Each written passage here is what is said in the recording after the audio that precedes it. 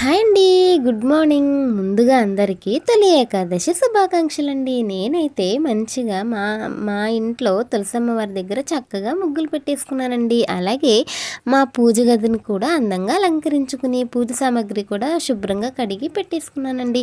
దేవుడికి నైవేద్యం వండడానికి ముందుగా ఒక పాన్ పెట్టుకుని అందులో నెయ్యి వేసుకుని ఒక కప్పు సేమియా కేసరి చేస్తున్నానండి. ఒక కప్పు సేమియాకి 2 కప్పులు బాయిల్డ్ వాటర్ అంటే వేడి చేసిన వాటర్ 2 కప్పులు వేసానండి. అది ముందు సేమియా చక్కగా దాని నెయ్యిలో చక్కగా గోల్డెన్ కలర్ వచ్చే వరకు బాగా వేయించుకోండి. త్వరగా వేగుతుందండి సేమియా. తర్వాత 2 కప్పులు వేడి వాటర్ పోయండి. సేమియా చక్కగా మగ్గుతుంది. చూడండి, చేతితో అలా పట్టుకుని తుంపుతుంటే స్మూత్గా ఉంది. వేగిన తర్వాత షుగరు 3/4 కప్పు వేసానండి. స్వీట్ ఇంకా అవసరం అయితే 1 కప్పు వేసుకోండి. తర్వాత దంచుకున్న ఇలాచీ కూడా వేసానండి. వేసుకొని ఒకసారి మంచిగా కలుపుకుందాం. తర్వాత చిన్న నేతిలో కొద్దిగా జీడిపప్పు కిస్మిస్ వేసుకుందామండి. నా దగ్గర జీడిపప్పు లేదు, స్కిప్ చేశాను. మీ దగ్గర ఉంటే వేసుకోండి, ఫ్లేవర్ బాగుంటుంది. నెయ్యి వేసుకుంటే చాలా బాగుంటుందండి.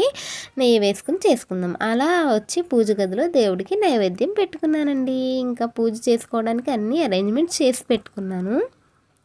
నైవేద్యం అన్నీ పెట్టి దేవుడి దగ్గర పెట్టిన తర్వాత ఇంకా పూజ చేసుకోవడానికి నేను కూడా రెడీ అవ్వాలి ఫ్రెండ్స్. రెడీ అయిన తర్వాత నెక్స్ట్ వీడియోలో అది చూపిస్తాను. Bye friends.